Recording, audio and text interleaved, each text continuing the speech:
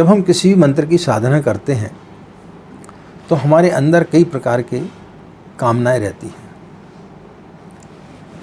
और व्यक्ति के अंदर जब कामना रहती है तो फिर वो उस मंत्र को फलित नहीं कर पाता है, क्योंकि काम वासनाओं को मांगने से ईश्वर प्रसन्न नहीं होता है। बगैर मांगे हम वो सब चीज़ें कैसे प्राप्त करें और गायत्री की सिद्धि हम किस प्रकार से प्राप्त करें, आज इसी के संदर्भ में हम आपसे राधे राधे, जय श्री कृष्णा, नमस्कार। मैं आचार्य पंडित गिरीश बारोलिया, गायत्री महामंत्र।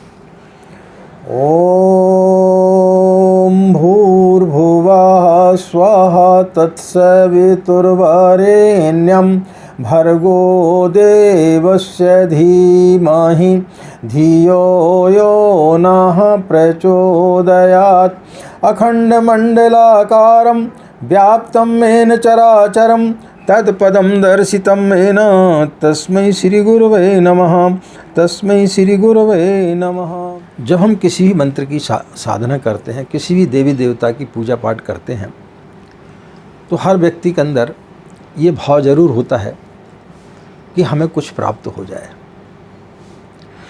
जैसे कि एक छोटा सा बच्चा एक चॉकलेट में प्रसन्न हो जाता है, इसी प्रकार से भगवान से हम जो भी चीज़ मांगते वो उसी चॉकलेट के जैसी होती है। जब बच्चा बड़ा होता है तब उसको पता चलता है कि मेरे पिताजी के पास में अरबों की संपत्ति है, इतना बड़ा मकान है, इतनी बड़ी फैक्ट्री है के मालिक हैं, और वो क्या मांग रहा था, एक छोटी सी चॉकलेट। तो ईश्वर के पास में कृपणता के रूप में ना जाएं। जब हम मित्रों गायत्री मंत्र का जाप करते हैं तब हमारे अंदर कई प्रकार की तब्दीलियां होती हैं जो हमें दिखाई नहीं देती हैं। कैसी दिखाई नहीं देती है कि जैसे आप सिगरेट पीते हैं, आप मांस खाते हैं, आप मदिरा पीते हैं, बाहर से आप वैसी दिखते हैं, आप में किसी प्रकार का कोई परिवर्तन दिखाई नहीं देता, लेकिन आपके अंदर आपकी किडनी खराब होने लगती है, आपका आमाशय खराब होने लगता है, आपके फेफड़े गलने लगते हैं, आपको खांसी आने लगती है, आपको कैंसर और टीबी जैसी बीमारियां हो जाती हैं जो आपको दिखाई नहीं पड़ती, और जिसके कारण से आपका परिवार जो है वो बिखरते हुए चला जाता है। लेकिन जब हम निष्काम भावना से गायत्री मंत्र का जाप करते हैं तो हमारे अंदर बहुत सारे परिवर्तन होते हैं, और उन्हीं परिवर्तन से आपको वो सारी चीज़ें प्राप्त हो जाती हैं जिन चीज़ों की आप। लेकिन हम क्या करते हैं, उन कामना के चक्कर में ब्रह्म मुहूर्त में सो कर के उठ जाते हैं और 3 माला, 5 माला, 11 माला गायत्री मंत्र का जाप करते रहते हैं। एक प्रकार से हमारा नशा हो जाता है, जैसे कि सिगरेट का नशा होता है। लेकिन हमारे अंदर काम वासना इतनी ज़्यादा तीव्र रहती है कि हम ईश्वर से मांगते हुए चले जाते हैं कि हमारे लिए गाड़ी मिल जाए। गाड़ी मिल जाती है तो हमारे लिए अच्छी नौकरी मिल जाए, अच्छी नौकरी मिलेगी तो उनको हमारे लिए अच्छी पत्नी मिल जाए, बड़ी फैक्ट्री के मालिक हो जाएं। यानी हमारी काम वासनाएं कभी ख़त्म नहीं होती हैं। लेकिन कभी आपने सोचा है कि यदि आप किसी भी मनोकामना के बगैर यदि कोई साधना करते हैं तो वो साधना होशपूर्वक होती है, क्योंकि यदि आप कोई काम वासना को लेकर के यदि आप साधना कर रहे हैं तो फिर आपके अंदर जो है वासनाएं ज़्यादा प्रगाढ़ होंगी, आप उस स्थिति पर नहीं पहुंच सकते, उस मंत्र को आप सही तरीके से उसका जो लाभ है वो प्राप्त नहीं कर सकते हैं। वो सिर्फ आपके लिए एक नशे का काम कर सकता है, लेकिन आपको फल का स्वरूप नहीं बन पाएगा, आपको वो फलित नहीं हो पाएगा, क्योंकि आप अपनी काम वासनाओं से भरे हुए हैं। आप मिनिस्टर बनना चाहते हैं, आप कोई राजनेता बनना चाहते हैं, आप फिल्मी अभिनेता बनना चाहते हैं, आप बहुत बड़े व्यापारी बनना चाहते हैं, आप डॉक्टर बनना चाहते हैं, आप इंजीनियर बनना चाहते हैं। इसके लिए आप जो है जाप कर रहे हैं, ना कि आप इसके लिए जाप कर रहे हैं कि हमारे अंदर परिवर्तन कैसे हो, हमारा आंतरिक विकास कैसे हो। और जिस दिन आपका आंतरिक विकास हो जाएगा उस दिन वो सारी चीज़ें आपको मिल जाएंगी। सारी चीज़ें कैसे मिलेंगी आपको वो हम आपको बताएंगे, लेकिन उसके पहले हम आपको एक प्रसंग के माध्यम से बताते हैं कि जब व्यक्ति को कोई चीज़ मिलने लगती है तो उसकी वासनाएं कैसे बढ़ती हुई चली जाती है। मित्रों, हमने सुना है कि एक गुरुकुल में सभी छात्रों का जब अध्ययन पूरा हो गया तो वो अपने गुरु से एक सांझ विदा ले रहे थे। भेंट स्वरूप में सभी लोग कुछ न कुछ दे रहे थे, लेकिन एक युवक जो था उसके पास में देने के लिए कुछ भी नहीं था, बहुत निर्धन था। उसने गुरु के चरण स्पर्श करते हुए रोने लगा। गुरु ने उसके रोने का कारण पूछा तो उसने बोला कि गुरुदेव, मैं जब से आपके पास में आया हूँ आपसे मुझे बहुत सारी चीज़ें प्राप्त हुई हैं। आपने मुझे ज्ञान दिया, बहुत सारी चीज़ें दी। मेरे माता पिता भी नहीं थे, आपने उनकी कमी पूरी की। लेकिन जब आज सभी लोग आपसे विदा ले रहे हैं, मेरे पास में देने के लिए अपने आंसू के अलावा कुछ भी नहीं है। तो गुरुदेव ने बोला कि ऐसी कोई बात नहीं है, नहीं है कोई बात नहीं, तुम्हारी भावनाएं तो हैं। लेकिन उसने बोला कि नहीं, फिर भी मैं अपने अंदर एक अपराध भाव महसूस कर रहा हूँ। आप मुझे वादा करें, आप मुझे विश्वास दिलाएं कि जिस दिन मैं सक्षम हो जाऊँगा और जो भी भेंट मैं आपके पास में लेकर के आऊँगा आप उसे स्वीकार अवश्य करेंगे। गुरु ने उसे आश्वासन दिया। वो व्यक्ति वहाँ से चला। सांझ होने को थी, एक राजधानी में पहुँचा और अपने मित्र के यहाँ पे जाकर के रात्रि विश्राम के लिए रुक गया। रात्रि विश्राम कर रहा था, लेकिन उसको नींद नहीं आ रही थी, बार बार करवटें बदल रहा था। तो उसके मित्र ने उसका कारण पूछा तो उसने बोला कि मैं बहुत ही दुर्भाग्यशाली हूँ कि मेरे सारे मित्रों ने गुरु को कुछ न कुछ भेंट स्वरूप दिया, लेकिन मैं गुरु को आंसुओं के अलावा कुछ भी नहीं दे पाया। तो उसके मित्र ने पूछा कि तेरी देने की क्या इच्छा थी? बोले, मैं सोचता था कि 5 स्वर्ण असरफी होती, 5 स्वर्ण मुद्राएं ही यदि मेरे पास होती तो मैं उन्हें भेंट कर देता। तो उसके मित्र ने बोला कि मित्र, अब तू शांत होकर के सो जा। इस राज्य के राजा ने एक संकल्प लिया है कि सुबह सुबह प्रातःकाल जो भी याचक मेरे पास में आएगा और जो भी मांगेगा मैं उसे दूंगा। तो सिर्फ 5 स्वर्ण मुद्राएं हैं, चले जाना सुबह और राजा से मांग लेना, तुझे वो मिल जाएंगे। वह युवक जो है निश्चिंत होकर के सो गया और सुबह का इंतज़ार करने लगा। भोर बड़े जल्दी उठा, स्नान आदि किया और राजा के महल के पास में पहुंच गया।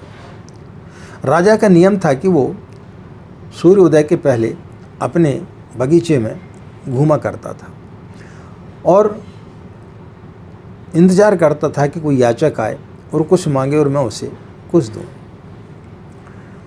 वह युवक पहुंचा। जैसे राजा उसके सम्मुख आया तो राजा ने बोलो क्या बात है? बोले, मैं कुछ आपसे मांगना चाहता हूँ। बोले, मांगो जो मांगना चाहते हो। तो जैसे राजा ने बोला कि जो मांगना चाहते हो मांगो, तो उसके अंदर 5 स्वर्ण मुद्रा से 500 स्वर्ण मुद्रा का लोभ आ गया। मैं जो मांगूंगा वो दोगे? बोले, हाँ दूंगा। तो बोले, ठीक है, फिर मुझे थोड़ा सा विचार करने दें। तो राजा ने बोला, कोई जल्दी नहीं है, मैं एक राउंड बगीचे का लेकर के आता हूँ, तुम सोच लो। अब उसके मन में विचार आया कि मैं 500 स्वर्ण मुद्राएं ले लूँ। लोभ और बढ़ता गया। बोले, 500 क्या, 5000, 5000 से 5 लाख, 5 लाख से 5 करोड़, और इतना होते होते इतने अंक उसने डाल दिए कि उसके आगे फिर कोई अंक नहीं था। तब उसे दुख होने लगा कि मैंने इससे ज़्यादा और गणित क्यों नहीं सीख लिया। राजा आया। राजा ने बार बार राउंड मार के आता और पूछता कि आपने कुछ सोचा क्या? बोले, नहीं, अभी नहीं सोचा हूँ, आप एक राउंड और लेकर आइए, मैं बताता हूँ। फिर उसके मन में विचार आया कि क्यों ना राजा से सर्वस्व ही मांग लिया जाए, जो कुछ उसके पास में है सारी की सारी चीज़ मांग ली जाए। और सारी की सारी चीज़ें जब मांगूँ तो फिर राजा जो कुछ पहने वो ही मांग लेता हूँ, उसको सिर्फ 2 कपड़े में, कि भाई आप सिर्फ 2 कपड़े पहन करके यहाँ से विदा हो जाएं और सारा राज्य मुझे दे दें। जैसे ही राजा आया तो राजा ने बोला कि भाई आपने कुछ सोच लिया है क्या? बोले हाँ मैंने सोच लिया है। तो बोले ठीक है मांगो। बोले लेकिन आप दोगे तो ज़रूर ना? तो उसने बोला कि मैंने जब से संकल्प लिया है अभी तक तो कोई याचक मेरे पास में आया नहीं, और आज ईश्वर की बड़ी कृपा हुई कि तुम याचक के रूप में मेरे पास आए हो और मैंने जो संकल्प लिया है उसको तुम पूरा करने में मेरा सहयोग कर रहे हो। निश्चित रूप से तुम जो मांगोगे मैं तुम्हें दूंगा।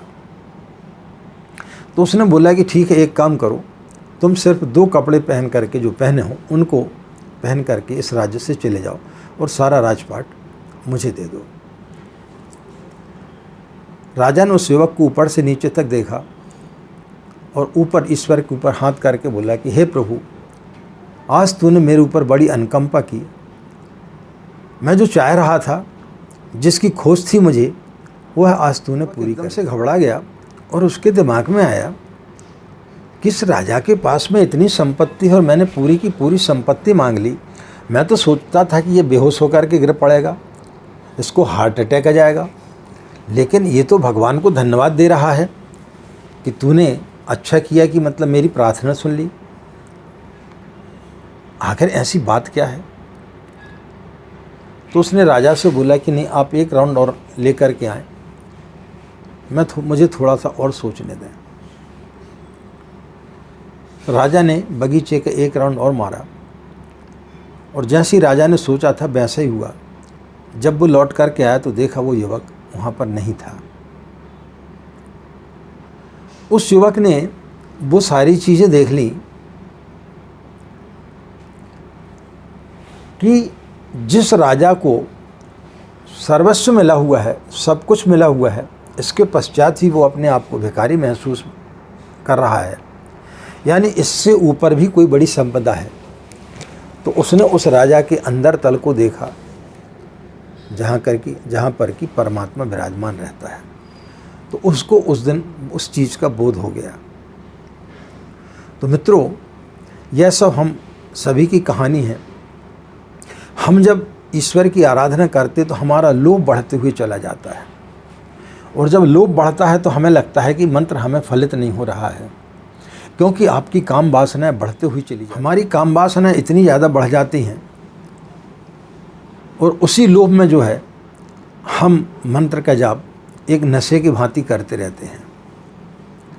वह मंत्र सिर्फ हमारे लिए सिर्फ नशा रहता है कि हमें यह काम करना है। जैसे हमें सिगरेट पीना है, सिगरेट पी रहे हैं, खाना खाना है, खाना खा रहे हैं, पानी पीना है, पानी पी रहे हैं। हम अपनी उसको दिनचर्या में समाजपूर्वक सिगरेट पिएंगे। जिस दिन आप होशपूर्वक शराब पिएंगे तो फिर आप दोबारा शराब नहीं पी पाएंगे, क्योंकि आप जब होशपूर्वक पिएंगे तो आप अपने अंदर देखेंगे कि आपके अंदर क्या प्रभाव पड़ रहा है, और जैसे ही आपको ये पता चलेगा कि हमारे अंदर ये गलत प्रभाव पड़ रहा है तो आप सिगरेट पीना, मदिरा पीना बंद कर देंगे। इसी प्रकार से जब आप गायत्री मंत्र का जाप करते हैं और जिस दिन आप होशपूर्वक करने लगेंगे तो उस दिन जब आपके अंदर आपको परिवर्तन महसूस होगा कि हमारे अंदर कितने सारे परिवर्तन महसूस हो रहे हैं। आप क्रोध करते थे, आपका क्रोध शांत हो गया। आपके अंदर ईर्ष्या थी, वो आपके अंदर ख़त्म हो गई। आपके अंदर काम वासना थी, वो आपके अंदर ख़त्म हो गई। आपके अंदर प्रतिस्पर्धा की भावना थी, दूसरे को नीचे दिखाने की भावना थी, वो ख़त्म हो गई। तो जिस दिन ये सारी चीज़ें ख़त्म होते हुए चली जाएंगी तब फिर आप सोचिए आप क्या मांग रहे थे। हमारे घर परिवार में सुख शांति हो। सुख शांति कब आती है? जब हमारा मन शांत होता है, जब हमारे विचार पॉजिटिव होते हैं, हमारे विचार सकारात्मक होते हैं। जिस दिन हमारे अंदर सोच हमारी जो है वो सकारात्मक हो जाती है, उस दिन हमारे घर परिवार में सुख शांति आ जाती है। उस दिन ना तो फिर आप सिगरेट पिएंगे, ना ही आप मांस मदिरा खाएंगे। तब फिर क्या होगा? आपके पास में पैसे की बचत होगी, आपके अंदर लोभ खत्म हो जाएगा। आप व्यापार करते, आप नौकरी करते तो उसको सही और ईमानदारी के साथ में करेंगे, और जब आप ईमानदारी के साथ किसी कार्य को करेंगे तो उसमें आपको सफलता प्राप्त होगी। फिर आपका प्रमोशन भी होगा, आपकी दुकान भी अच्छी चलेगी, आपसे ग्राहक प्रभावित होंगे, और जब आप सही तरीके से सही माल देंगे तो फिर निश्चित रूप से ग्राहक आपकी दुकान में आएंगे।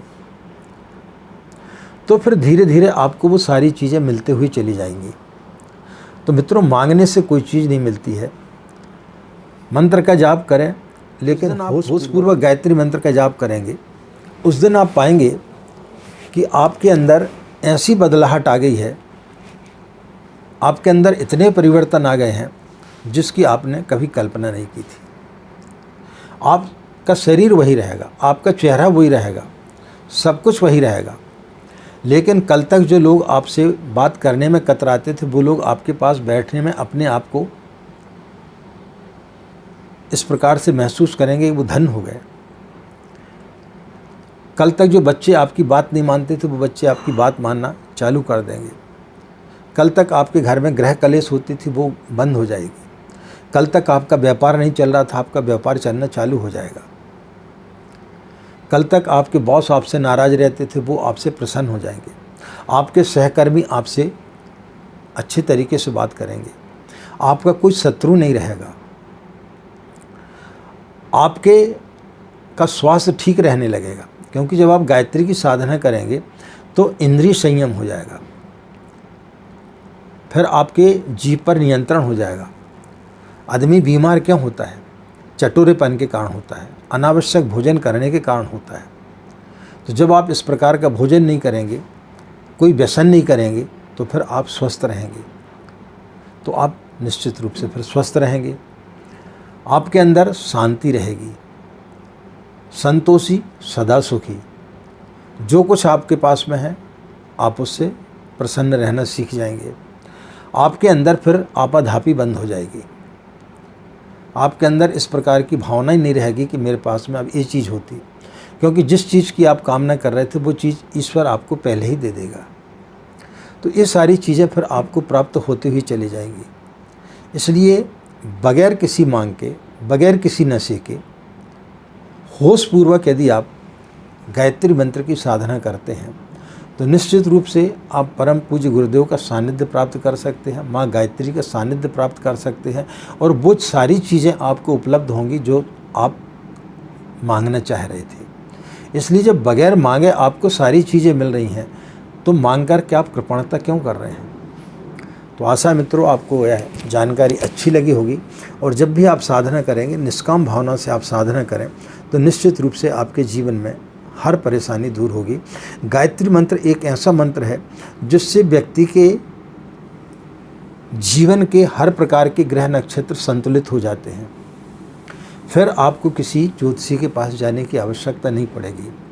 आपको चाहे राहु की दशा चल रही हो, शनि की दशा चल रही हो, या किसी भी नीचस्थ ग्रह की दशा चल रही हो, वह सारे के सारे गायत्री मंत्र संतुलित कर देता है।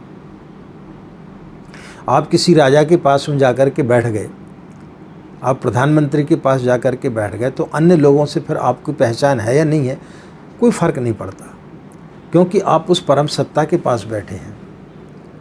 तो जिस दिन आप उस परम सत्ता के पास बैठ जाएंगे, उस दिन आपसे धनी व्यक्ति कोई नहीं होगा, आपसे अमीर व्यक्ति कोई नहीं होगा।